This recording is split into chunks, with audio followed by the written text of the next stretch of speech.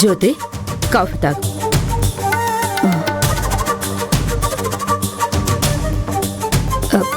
చల్లారిపోతుంది జ్యోతి, తాగు.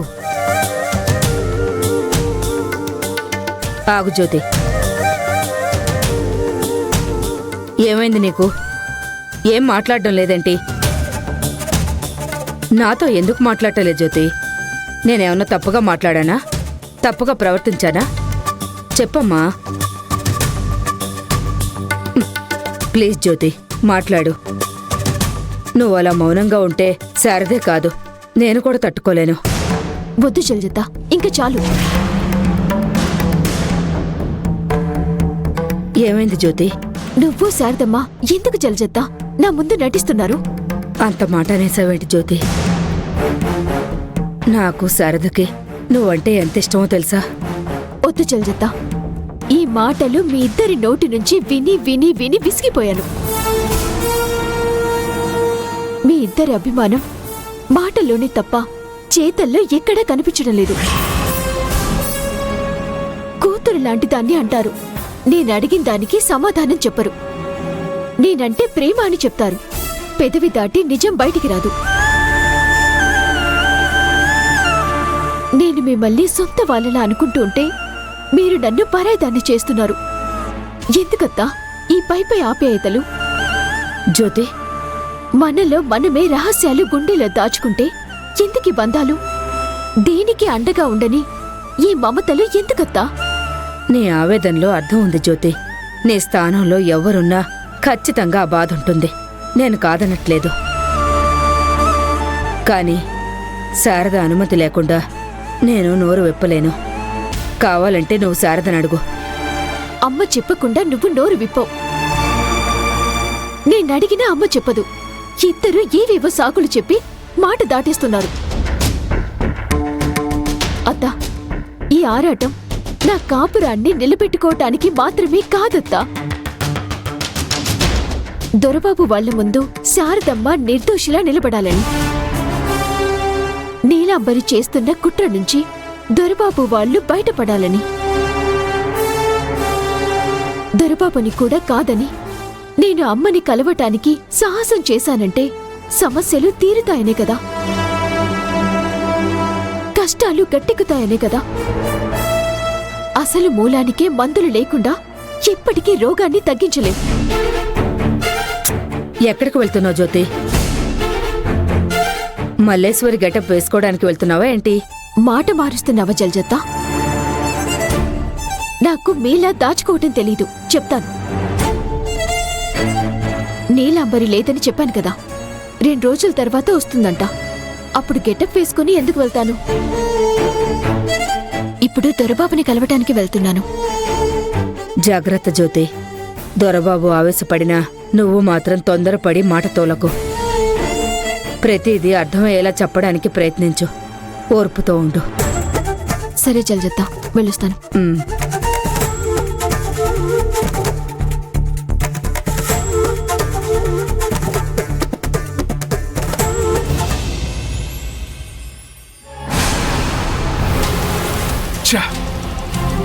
అసలు పుట్టోడెవడు?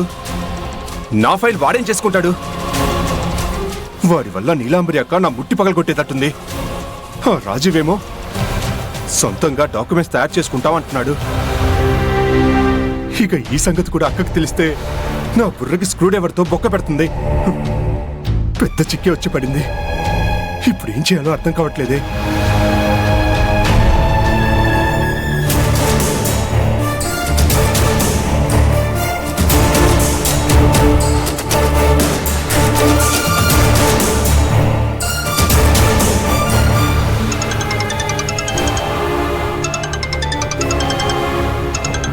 రామ్జీ నాకు ఫోన్ చేస్తున్నాడేంటి? పుట్టోడి గురించి తెలుసుకోవటానికై ఉంటుంది.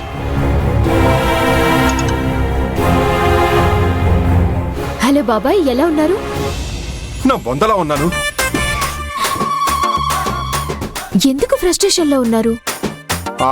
అదృష్టం హగ్గు కోసం చేతులు చాచే లోపే దురదృష్టం నడుమిత్తన్ని నట్టి విరగొట్టింది. అయ్యో, మీ నడుం విరిగిందా? ఏ హాస్పిటల్లో ఉన్నారు బాబాయ్? నేను ఇప్పుడే వస్తాను, మీరేం టెన్షన్ పడకండి. ఛీ, నా బతుకు. అమ్మా స్వప్న, నా నడువేం విరగలేదమ్మా. నా పరిస్థితి అలా ఉంది అని చెప్తున్నా. ఓ అదా, ఇంతకీ ప్రాబ్లం ఏంటి బాబాయ్? అమ్మా స్వప్న, ఆ పుట్టి విధవ ఎలా ఉంటాడో చెప్తావా? అదేంటి బాబాయ్, ఆ పొట్టి విధవా సారీ, ఆ పొట్టి మనిషి మీ ఫ్రెండ్ కదా బాబాయ్, ఎలా ఉంటాడు అని నన్ను అడుగుతారేంటి? అసలు అలాంటి పొట్టోడెవడో నాకు ఫ్రెండ్ లేడమ్మా. ఆ పొట్టోడెవడో నాకు తెలీదు. అయ్యో బాబాయ్, ఎంత ఘోరం జరిగిపోయింది, ఎంత దారుణం జరిగిపోయింది, ఎంత తప్పు జరిగిపోయింది, ఎంత ఏ అమ్మో! ఇక్కడ నా చావు నేను చస్తుంటే నీ ఏడిపోయింటి మధ్యలో. అసలు నీకేమైందమ్మా? నేను ఏడ్చేది మీకోసమే కదా బాబాయ్. ఆ ఫైల్ ఆ పొట్టోడు తీసుకుని పోతుంటే నేనుండి కూడా ఏమీ చేయలేకపోయానే, మీకు చెప్పలేకపోయానే. నేను ప్రేమగా మిమ్మల్ని బాబాయ్ అన్నాను, మీరు అంతే ప్రేమగా నన్ను బిడ్డ అనుకున్నారు. మనిద్దరం ఒకరికొకరం తండ్రి బిడ్డల్లా కలిసిపోయాం. అమ్మా స్వప్న, నువ్వు సీరియల్స్ ఎక్కువ చూస్తావమ్మా? లేదు బాబాయ్, అప్పుడప్పుడు దగా పడిన మోసమని సీరియల్ చూస్తాను. అందులో 27వ ఎపిసోడ్లో 3వ సీన్లా అనుకుంటాను. అమ్మా స్వప్న, నీ కాళ్ళు పట్టుకుంటానమ్మా. వద్దు బాబాయ్, నాకు ఆయుక్షీణం. నన్ను చెప్పనివా? మొత్తం నువ్వే మాట్లాడతావా? సారీ బాబాయ్, చెప్పండి. ఆ పుట్టోడు ఎలా ఉంటాడో చెప్పి పుణ్యం కట్టుకోమ్మా. పొట్టోడు పొట్టిగా ఉన్నాడు బాబాయ్. అది తెలుసు, ఇంకా ఎలా ఉంటాడు? నలుపు కాదు తెలుపు కాదు, పెద్దగా జుట్టు లేదు, అలా అని బట్టతల లేదు, లావుగా లేడు, సన్నగా కూడా లేడు. ఏంటో బాబాయ్, రకరకాలుగా ఉన్నాడు. నీతో మాట్లాడాక నాకు కూడా రకరకాలుగా ఉందమ్మా. ఉంటానమ్మా, బాయ్.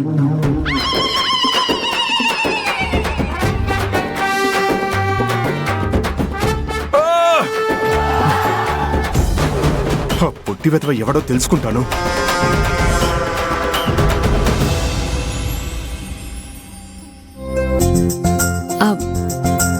రాజీవ్, రెడీ అయ్యావా? గుడికి బయలుదేరదాం. వస్తున్నానమ్మా.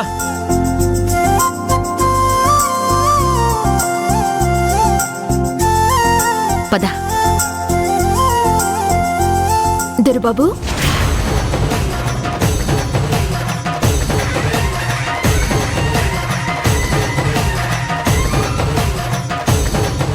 శుభమాని గుడికి బయలుదేరుతుంటే నువ్వెదురొచ్చావేంటే?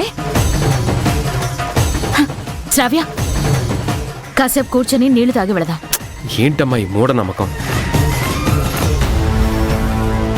నేను ఎదురొస్తే అపశకునం సరే, కానీ మీరు ఏకంగా అపశకునంతోనే స్నేహం చేస్తున్నారు.